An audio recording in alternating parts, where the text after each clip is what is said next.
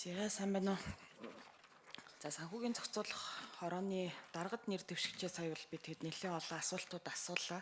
За тэгээ миний хувьд бол нэг чухалчлаад байгаа зүйл бол энэ хөрөнгөний зах зээлийг одоо хөгжүүлж ижил бид нар одоо хямд өртөгтэй хөрөнгө оруулалтын зээл татах боломжийг нээж энэ аж ахуйн нэгжүүдийн хөрөнгөний их усрын өртгийг бууруулах боломжтой. Тэгээд өөрийн чинь танилцуулах дээр болохоор бас яг энэ агуулга дурдгдсан байна л та. Тэгэхээр одоо жишээлбэл тэг мөн одоо энэ гадаадын хөрөнгө оруулагч нарыг бас татан оролцуулах тал дээр анхаарна гэсэн байна. За энэ чиглэлээр ямар ажил бас төлөвлөж байгаа талаар товчхон хариулт өгвөл бас сайн байна. За тэгээд энэ худалдаа аж ахуйн танхимын гишүүнчлэлийн асуудал сая дурдгдлаа. Тэгээд таны танилцуулган дээр танхимын ерөнхий нарийн бичгийн даргын үүргийг төр орлон гүйцэтгэгч гэж бичсэн байна. Тэгэхээр тэр утгаараа бол одоо бас энэ хувийн хвшлийн оролцоо, хувийн хвшлийн эрх ашгийг хамгаалах тал дээр энэ хоёр чиг үүргээ одоо хэрхэн яаж уялдуулж ажиллах вэ гэдг дээрээ бас нэг хариулт өгнө.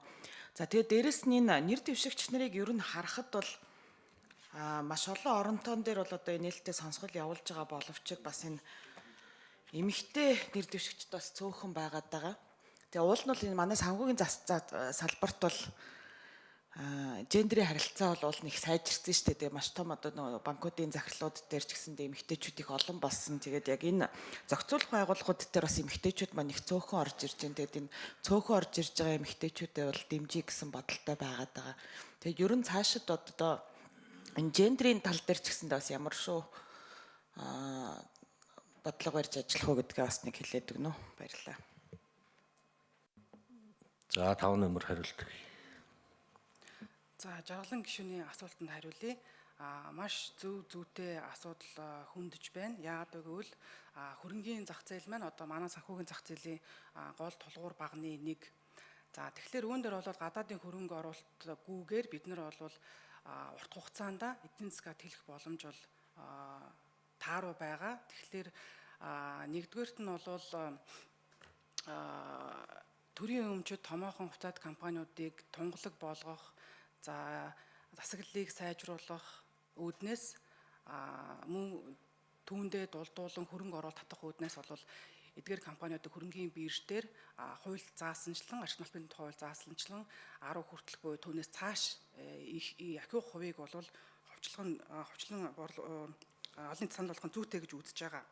За нэгдүгээр, хоёрдугаарт бол dual listing дээр бид нар тодорхой асуудлууд тулгараад байгаа. За яагаад гэвэл одоо Эрдэнэ Resource гэдэг компани бүртгэлтэй боловч гадаадаас хөрөнгө оруулагчид бол өмчлөх эрхээ баталгаажуулах асуудал 5-7 хоног шаарддаг.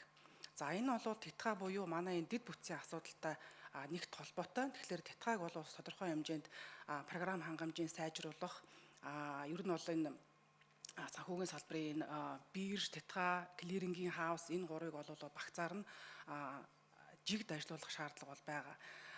За нэгэд хоёрдугаарт бол бас гадаадын хөрөнгө оруулагч Монголд орж ирж данс нээх гэхлээр бол онлайнаар нээх боломжгүй. Заавал Монголд биеэрээ хүрэлцэн ирж нотариатаар баталгаажуулж данс нэнэ гэсэн зохицуулт бол байгаа.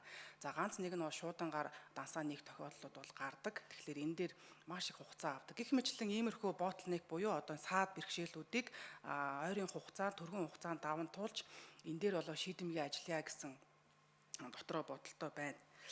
За дараагаар нь бол энэ худалдаа аж ахуйн танхимын ерөнхий нарийн бичгийн. За миний би одоо худалдаа аж ахуйн танхимын ерөнхий нарийн бичгийн дараагаар ажилладаг. За энэ бол харин ч бүр энэ санхүүгийн цол хорооны орон тооны бус гишүүний хувьд синержи буюу их зөв нийцэл үүсгэнэ гэж харж байгаа. За яагаад вэ гэвэл хоёр байгууллагын үндсэн зорилго нь бол жижиг компанийг дунд болгох, дундын компаниудыг илүү томруулахад одоо тусламж дэмжлэг үзүүлэх нэгдүгээрт, хоёрдугаарт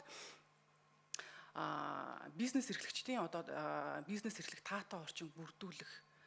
За хувьцаа эзэмшдэг эрх ашгийг хамгаалах. За гэх мэтлэн нэгдсэн синержи үүсгэх бүрэн боломж байгаа учраас энэ дээр харин илүү түлхүү анхаарч тийм ээ бизнесийн одоо энэ хүнд сурталыг багасгах, тусгай зөвшөөрлийн тоог цөөлөх гэх мэтлэн тал дээр бас илүү бодлогын түвшинд анхаарч ажиллавал зүйтэй болов уу гэж бас бодож яваа.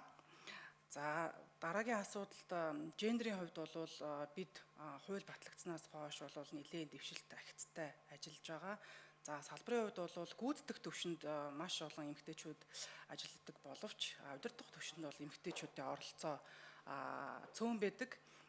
Тэгэхээр бол мөн бас төрийн бүх байгууллага гендерийн дотоод бас бодлого баримталж ажиллаж байгаа. Тэгэхээр энэ дээр